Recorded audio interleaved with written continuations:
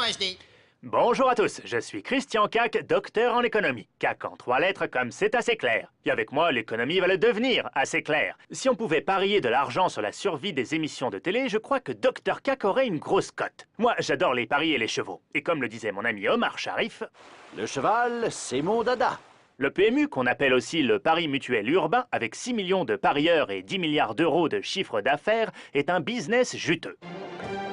Daniel Drapeau, jeune publicitaire en vogue, travaille sur le prochain slogan du PMU. Mais Daniel est un peu en panne d'inspiration, sans doute parce qu'il ne s'est pas posé la bonne question. Où va l'argent du PMU? Alors, tu le trouves comment, mon slogan? Je sais pas trop. Sois franche avec moi. C'est complètement nul. Pourtant, je fais comme les publicitaires dans les séries américaines. Je mets de la brillantine, je fume, je bois et je... Et tu quoi? Et je travaille en équipe avec ma secrétaire. Oui, c'est ça, tu travailles. Attends, écoute, c'est important. Le PMU, c'est une machine à pognon. Il se fait 10 milliards d'euros de chiffre d'affaires par an. Et là-dessus, les parieurs encaissent 75%, soit plus de 7 milliards d'euros. Et pour le reste, il faut que je me renseigne. Mais quelle excellente idée! T'as qu'à demander à ta secrétaire! Monsieur Drapeau, vos clients du PMU sont arrivés pour le déjeuner. Ouais, merci. On se voit tout à l'heure, n'est-ce pas, Dan? Pour trouver mon slogan, j'ai besoin de vous connaître parfaitement. Sur nos 10 milliards d'euros de chiffre d'affaires, nous avons des charges d'exploitation comme n'importe quelle société. À combien se monte-t-elle? 600 millions d'euros qui nous permettent de payer nos salariés, de développer nos 11 000 points de vente ou encore d'inventer de nouveaux produits comme les paris en ligne. Il faut dire quand même que l'État nous taxe 1 milliard d'euros. Ouais, donc plus il y a de joueurs, mieux c'est pour le budget de l'État. Ça me donne d'ailleurs une idée de slogan. Les paris, c'est capital pour la France. Ah ouais, c'est pas mal.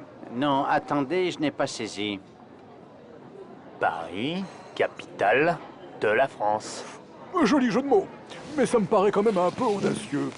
Allez en parler au Big Boss, mais attention, pas de gaffe sur sa taille, il est très susceptible. Bonjour, bonjour. Daniel Drapeau, enchanté. Asseyez-vous, je vous en prie.